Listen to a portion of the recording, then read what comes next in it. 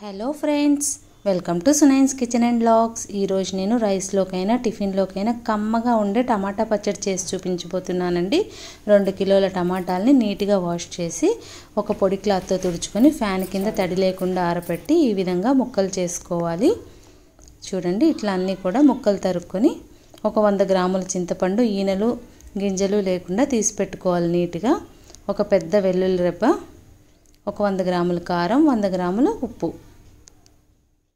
ఆ తర్వాత ఒక చిన్న ప్యాన్ తీసుకొని ఒక 2 స్పూన్ల వరకు మెంతులు, ఒక 2 స్పూన్ల వరకు జీలకర్ర ఈక్వల్గా తీసుకొని వాటిని కొంచెం డ్రై రోస్ట్ చేసుకోవాలండి.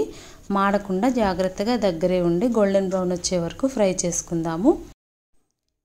చూడండి, ఈ విధంగా వేగిన తర్వాత చల్లార్చుకొని మనం మెత్తని పౌడర్లా చేసి పెట్టుకోవాలి. ఒక మందపాటి ప్యాన్ తీసుకుందాము. ప్యాన్లో నూనె పోసుకొని కాస్త వేడైన తర్వాత కోసి పెట్టుకున్న టమాటా ముక్కలన్నీ కూడా ఇందులో వేసేసుకోవాలి. ఈ టమాటా ముక్కలన్నీ ఇందులో వేసుకున్న తర్వాత ఒక చారెడు ఉప్పు ఇలా పైనుంచి మనం చల్లుకోవాలండి. ఉప్పు ఇప్పుడు మనం టమాటాలో వేసిన ఉప్పు వచ్చేసి మనం ఫస్ట్ 100 గ్రాముల మెజర్మెంట్కి తీసుకున్నాం కదా, అందులో నుంచే చల్లాలండి. మళ్ళీ ముందు ఇందులో వేసి మళ్ళీ 100 గ్రాములు వేస్తే ఉప్పు ఎక్కువైపోతుంది. ముందుగా శుభ్రం చేసి పెట్టుకున్న చింతపండు మొత్తం మనం ఇందులో వేసేసుకుందాము. వేసుకొని కొంచెం గరిటె సహాయంతో ఇలా ఒత్తామంటే లోనికి టమాటాలు ఉడికేలోపు చింతపండు కూడా పర్ఫెక్ట్గా మనకి ఉడికిపోతుంది. చాలా జాగ్రత్తగా ఈనెలు గింజలు లేకుండా శుభ్రం చేసుకోవాలండి మనం చింతపండుని. ఇప్పుడు మరొకసారి మూత పెట్టుకుందాము. మూత పెట్టి కరెక్ట్గా 5-10 నిమిషాలు ఉడకనిద్దాము. 5-10 నిమిషాలు ఉడికిన తర్వాత టమాటాలు చూడండి దగ్గరికి వచ్చేసినాయి, చింతపండు కూడా ఉడికిపోయింది. ఈ మాత్రం నీరు ఉండాలి, ఎందుకంటే మనం మసాలాలన్నీ కలుపుకున్న తర్వాత పచ్చడి మరీ టైట్ అయిపోకుండా ఉంటుంది. కంప్లీట్గా మనం చల్లార్చుకోవాలి. బాగా చల్లారిపోయిన తర్వాత మిక్సీ జార్లో ఫస్ట్ చింతపండు ఎక్కువ వచ్చేలాగా తీసుకొని రుబ్బుకుందాము.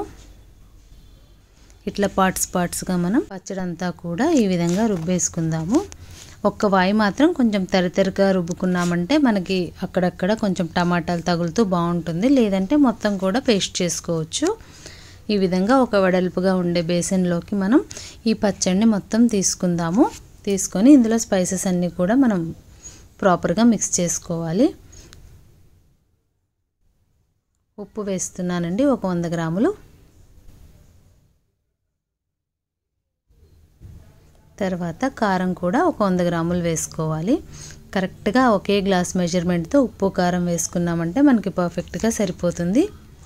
మనం ముందుగా మెంతులు జీలకర్ర వేపుకొని పొడి చేసుకున్నాం కదా ఫైన్గా, దాన్ని కూడా ఇందులో వేసుకొని మనం ఈ టమాటా గుజ్జుకు మొత్తం బాగా పట్టించాలి. ఈ పచ్చడి చాలా చాలా రుచిగా ఉంటుందండి. ఏ టిఫిన్కైనా బాగుంటుంది.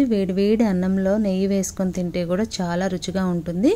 ఇలా మిక్స్ చేసుకున్న తర్వాత పోపు కోసం ఒక ప్యాన్ పెట్టుకొని కాస్త నూనె పోసుకోవాలి. కొంచెం పచ్చడికి కాస్త ఎక్కువగానే పోసుకోవాలండి నూనె. కాస్త నూనె వేడైన తర్వాత 1 స్పూన్ ఆవాలు, 1 స్పూన్ జీలకర్ర, 1.5 స్పూన్ వరకు మినపప్పు.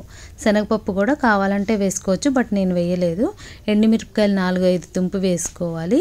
కచ్చా పచ్చగా దంచుకున్న వెల్లుల్లి మొత్తం ఇందులో వేసేసుకొని కొంచెం గోల్డెన్ బ్రౌన్ వచ్చే వరకు వెల్లుల్లి ఫ్రై చేసుకోవాలి. కాస్త కరివేపాకు వేసుకోవాలి. వేసుకొని పోపు మాత్రం కాస్త దోరగా వేయించుకుందాము. ఇంగువ వేసుకొని ఒకసారి ఇలా మిక్స్ చేసుకోవాలి. వెల్లుల్లి కొంచెం వేగుతూ మంచి గుమగుమలాడే వాసన వస్తుంది. అప్పుడు మనం ఫ్లేమ్ ఆఫ్ చేసుకొని కొంచెం పోపు చల్లారిన తర్వాత మనం ఈ పచ్చడిలో పోసేసుకోవాలి. వేడి పోపు మనం పచ్చడిలో పోసామంటే పచ్చడి మనకి నలుపు వచ్చేస్తుంది. పోపు చల్లారిన తర్వాత మనం పచ్చడిలో పోసుకొని చక్కగా మిక్స్ చేసుకుందాము.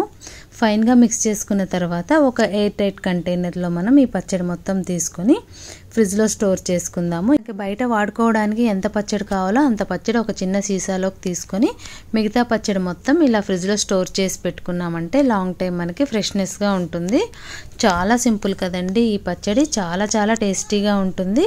ఇప్పుడు టమాటాల రేట్ చాలా తగ్గినాయి. మీరు తెచ్చుకొని ఈ విధంగా ట్రై చేసి చూసి ఎలా ఉందో నాకు తప్పకుండా తెలియచేయండి ఫ్రెండ్స్. నా ఛానల్ కానీ కొత్తగా చూస్తున్న వాళ్ళైతే లైక్, షేర్, సబ్స్క్రైబ్ చేయండి. పక్కనే ఉన్న బెల్ క్లిక్ చేసి ఆల్ క్లిక్ చేశారంటే నేను ముందుగా పెట్టబోయే రెసిపీ నోటిఫికేషన్స్ అండ్ లాగ్స్ అన్నీ కూడా మీ ముందుంటాయి. మరొక రెసిపీతో కానీ లాగ్తో కానీ మీ ముందుంటాను. Thanks for watching.